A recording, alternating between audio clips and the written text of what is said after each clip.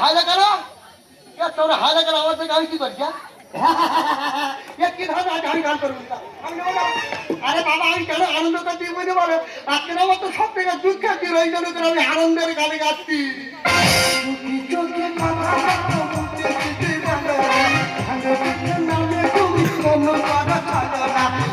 তুমি আমার সাথে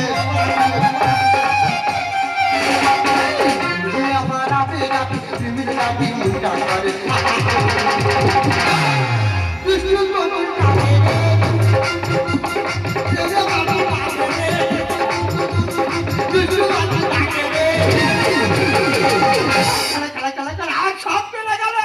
আমি কি করি তোমাদের আমার স্বামী আমার না চাইলে কাজে চলে গেল ওই জন্য আমার মনের দুঃখ স্বামীটা কাজে কাজে মনের দুঃখ যন্ত্রণা কিছু হয় না জানো শুধু দুঃখ হচ্ছে কেন জানো স্বামীটা যাওয়ার সময় একবারই চাল চুরি করে নিয়ে গেছে সেই কারণে আমার দুঃখ হলো ও তাই না আমি তো আমার স্বামী চাই না ও তাই যেখানে যাই না খাবার করে যাওয়ার দরকার নেই কারণ আমি তো আমার মধু বলে আমার ব্যবহারের ছাড়া আমি থাকতে পারবো নি আজকের ঘর খালি মধু আইনি শুধু কবিতা শোনাবো মধু আইনি মাথাটা রেখে আর বলবো এ মধু আতা গাছে তোতা পাখি টালিম গাছে কিয়ে আর দাদুরটাকে লেখা আছে মেনে পিয়ার কিয়ে মধুটা কোথায় গেল বললে না এত দেরি করতে গেল ঘর খালি কাজে গেছে এখনো আছে না এ মধু ছুটি আয় কি আমার ঘর হাতে দেখি আয় ছুটি আয় তুই আমার দেখিছি গায়ে কি তারা কোন হবে কি রে তোর দাদা তোর আর আমার ঘরে একা একা কাজে চলে গেছে কি মজা আমি আজ তোর কাছে থাকবো কি মজা আমিও তোর কাছে থাকবো জীবনে তো ঠিক আছে আরে মধু তোর দাদা তোর আর আমার রেখে গেছে কি আনন্দ হচ্ছে রে আইতানি তোরা কাছে আনন্দই করছি এই শোন হাত পেলে রাইতে রাখা না যাও তুই কয় যাবি এই তুই কি বলবি কি বল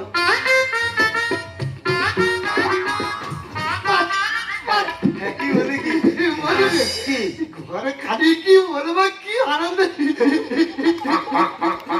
কি করে দেখ আরে মধু একটা কথা বলবো লজ্জা লাগতেছে কি বল বলছি তোর একটা খাবো কি রে কিস করলি কেন তোর মুখে কি গন্ধ দেখ তোর কোন কালার পছন্দ আমার তো হলুদ কালার পছন্দ ওই জন্যই করে তো আমি এক সপ্তাহ দাঁত মারিনি ও জমি রেখে দেছ মাধু তুই কাঠা আমি বাজারটা সেরে আসবে আমি তো সে বাজারে যাবো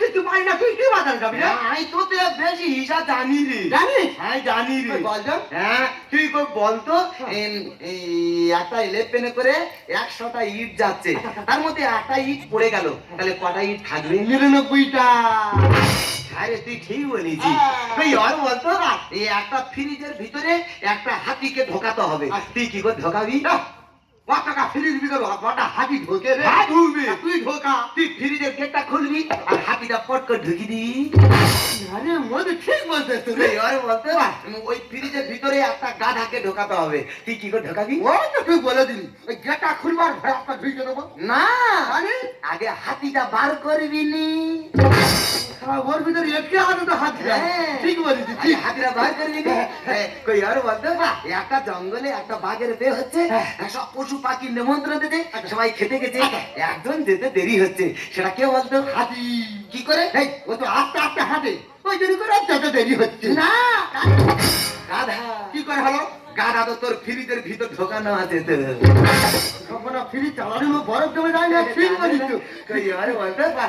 তুই একটা ব্রিজের ওপর দাঁড়িয়ে আছিস ব্রিজের নিচে নদী আছে সেই নদীতে এত কুমির আছে যে পড়ে যাবো তার খেয়ে নেবে তুই হঠাৎ সেই নদীতে পড়ে গেলি তাহলে কি হবে কি কুমির তো আমার বিরিয়ানি করে খেয়ে নেবে না তুই ভেজে ঘরে আসবি কুমিরা তো সব তো বাঘের বে খেতে গেছে তো ঠিক বলিস তো জানে না তুই সেই নদী থেকে উঠে ঘরে আসতেছি হঠাৎ তুই রাস্তায় মাথা ঘুরে পড়ে গেলি তুই কেন পড়বি আমি মদ গাঁজা কিছু খাই না আমার কোনো ওয়াজি আমি পড়ে যাবো হ্যাঁ পড়ে যাবি কি করবো আর সেই ইলেকট্রিকে যে ইটটা পড়েছে সেটা তোর মাথায় পড়েছে ভাগ্যি আমার দাঁড়াতে পারে না তাহলে তুই বিশ্ব সুন্দরী চান্স পেতি না। তুই বিচার সুন্দরী কথা বলছিস মোদি একটা কথা বলি শোন কি এইটা মোদি মানে কি হতে জানি আমাদের ওখানে আমার উপসাতে হাতে বুঝলি আর আমি উপসাটার প্রতিযোগিতা হয়েছি আমি কি সেজেছি জানি কি আমি সেটা তুলে রাগ কুচির বোন খপ কুচি হ্যাঁ ওইগুলো না সাথে তো মানাবে না। এটা প্রাইজ দেওয়া নেই জীবনে জানি না তো দেখে ভয়ে ছুটি মারে। ওরা তো আমার কাছে আসেনি ওরা বাড়ি থেকে ভিডিও কল করে আমার নাম্বার তুলে দিচ্ছে যেখান থেকে বে হয়ে এই যে কোনোদিন শাঁখ বাজাতে পারলুনি শাঁখে ঠোঁট দেবে কি তার আগে দাঁত লেগে যাবে। হ্যাঁ এ নাকি আমার শাঁখের প্রতিযোগিতা শাঁখ বাঁধানো প্রতিযোগিতা ফার্স্ট হতো। না রে মধু পাঁচ না রে একবার লজ্জার কথা বলছি আমি আমার ঠাকুমার বাজার হেরে ফেলছি ওই জন্য শাঁখ বাজায় না প্রতিযোগিতা ফার্স্ট করে না তো না আর নাচ করে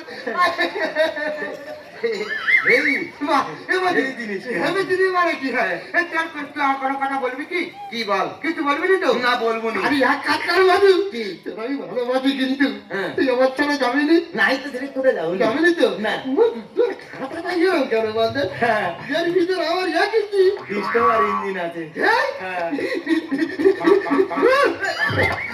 ভাই কি কেউ বিচুটি পাতা ঘষে দেবে না? না মধু তোর দেখে আমার ভাল লাগে রে কি বাড়ি থাকবি নি এই বাজারটা ছেড়ে আসি আই তো সে বাড়ায় দাবর তুই পারবি না জানি কি এই প্যান্টটা ঘুরে পার প্যান্টটা ছেড়া জয় বাংলা দেখা যাচ্ছে প্যান্ট ছেঁড়া জয় বাংলা দেখা যাচ্ছে প্যান্টটা ঘুরিয়ে পড়বো ঘুরে পার এক তোমার কথা শুনে প্যান্টটা ঘুরিয়ে পড়িয়ে কোনি সোনার বাংলা দেখা যাবে।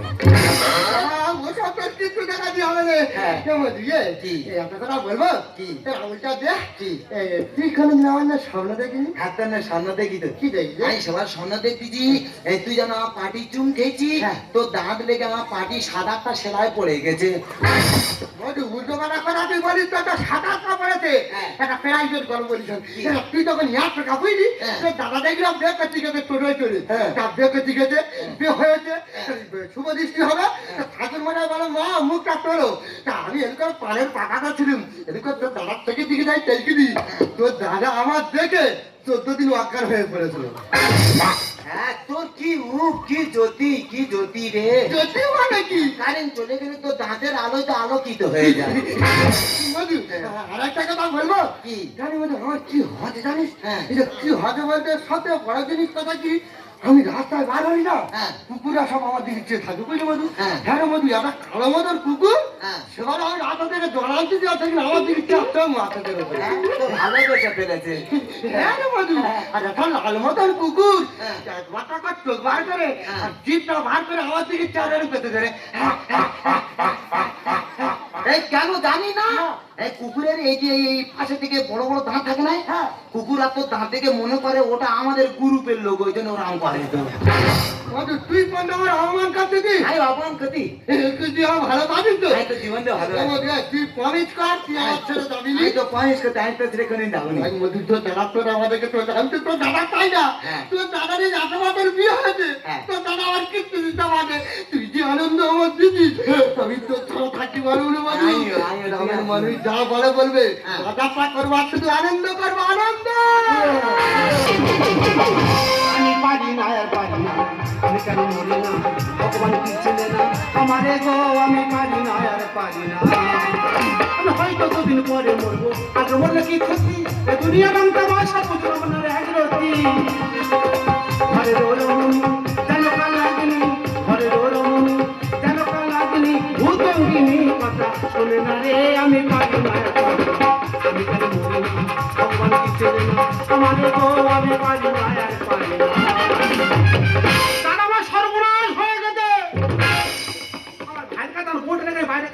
সেই ফাঁকা আমার গ্রামের লোক ফোন করে বলতে যে আমার ভাই জানার বয়স হয়ে জুটে গেছে এই খবর শুনে তো বাইরে থাকতে পারি আমি সেখানে বিনা টিভিতে চলে আসতেছি আমি আসিনি আমাদের পাড়া প্রধানে ফোন করেছি এই প্রধান এসে কি বিচারটা করে সকাল থেকে ফোন করছিস কি হয়েছে বল আমার সর্বনাশ হয়ে আরে বাবা কি হয়েছে বল আমার বউ আমার ভাইয়ের সঙ্গে জুটে গেছে তোমার একই কথা তাতে সব কোথায় ডেকে এই দেখো এই আমার স্বামী বাড়ি আছে কখনই আছে গো তুই এখন কোথায় যাই আমি থেকে যাই না তোমার জানার দরকার আছে তুই বাড়ি আছে কেন তুমি ঘরে বাড়ি ঘরাই না তুমি ঘরে আইবে তাও কাজে করবি কি? আরে, সব মাতামি করে এই মারামারি করি না।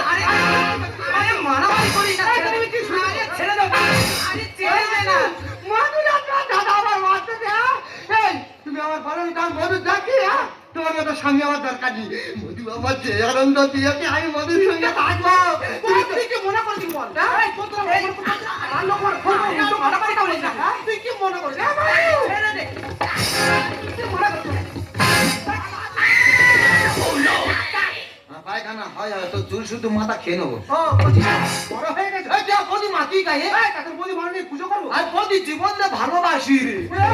এ মধু, তোর দাদা এসে আমার টিভিতে দেখ দিকে তোমরা বেঁধে দিতে। এই, এই, তোর নামে এসব কি কথা শুনছি রে? এ বলি রে ভাতার মারিয়েছে। যত বড় মুখ না তত বড় কথা। গাল ফাটাবো জানিস? হ্যাঁ? ও তো ঠিক বলেছে। তুই ভাতারের মাথা খেয়ে তোমার ভাতার বাড়ি বলেছে। মা গো, আমি একটা প্রধান লোক তো, এতগুলো লোকের সামনে অপমান করা ঠিক হচ্ছে। আচ্ছা করে এখানে কথা উঠছে, আমি এখান থেকে উত্তর দিয়ে যাব। আমি কেন মারলাম? আমার যখন প্রথমবারের পর দ্বিতীয়বার বিয়ে হলো, একদিন আমি আমার স্বামী রাতে বাড়ির মধ্যে ঘুমাচ্ছি, সেদিন আমার বাড়িতে কেউ নেই, বাইরে বৃষ্টি হচ্ছে, হঠাৎ আমার স্বামীর সাপে কামড়ালো। তা বাড়িতে কেউ নেই, বাইরে বৃষ্টি হচ্ছে, আমি একা মেয়ে মানুষ কি করবো গো? আমার মাথায় একটা বুদ্ধি এলো, বিষ মাথায় উঠে যাওয়ার আগে আমি তার গোড়ায় দড়ি বেঁধে দিলাম। ও মা, বিষ কি মাথায় উঠবে? তার আগে সে তো মরে গেছে। মানে সাপের বিষে মরেনি, গলায় দড়ি বেঁধেছে ওই কারণে মরেছে। বুঝলি, এই কি? যে সাপ কেমনেছে তার কি বিষ? হ্যাঁ। তার থেকে এই লেডিস সাপ তো বেশি বিষ। তুমি চুপ কর। দাদা, আমি বিচার কার কাছে দিচ্ছি গো? আমাদের প্রধান তো ভাতারের মাথা খেয়ে বসা। বলবো না কথা বলে কি বিচার করতে হবে বল? প্রধান, আমি কি বলিস না, তুমি কেন আমার দু ভাই? হ্যাঁ। আমি আমার সংসারতে আমার ভাইকে আমি আলাদা করে দিতে চাই। ভালো কথা। তোদের ক বিঘে জায়গা জমি? 2 বিঘে জায়গা। 2 বিঘে। 1 বিঘে তুই নিবি, 1 বিঘে ও দিয়ে দিবি। পড়ে থাকলোই বাড়িটা। মাঝখান থেকে পার্টিশন দিবি। একদিকে তুই তোর বউ থাকবি, একদিকে ও থাকবে। ও আনবি, ও খাবে, তোরা আনবি, তোরা খাবি। আমার একটা বক্তব্য আছে। বক্তব্য? ও তো বাবা বেঁচে থাকা বে করছে, হ্যাঁ। বাবার টাকা বে করছে, করেছে। তাহলে বাবার টাকা মানে আমার হাফ ভাগ আছে। অবশ্যই। আমার বৌদি হাফ ভাগ দিতে হবে। এই, তুই কি মনে করছিস কি? কি মনে করছিস? এই, এই। ও, বড় হয়ে গেছে, ঘাট থেকে হাত তুলে বড় হয়ে গেছে। এই, নাকি শাকরাক করছি থাকবে নাকি, হ্যাঁ? ও বড় হবে না? তোমার মতো স্বামী আমার দরকার নেই। কি দিয়েছো তুমি আমার? কেন ফিরে আছো? আমি তোমার মতো স্বামী চাই না, আমি মধুর সঙ্গে থাকবো। আমি ভেবেছিলাম কেরালাতে আনবো রেখেছে, পাড়ার লোকে বলে আমার বউ গেছে ঝুঁকে।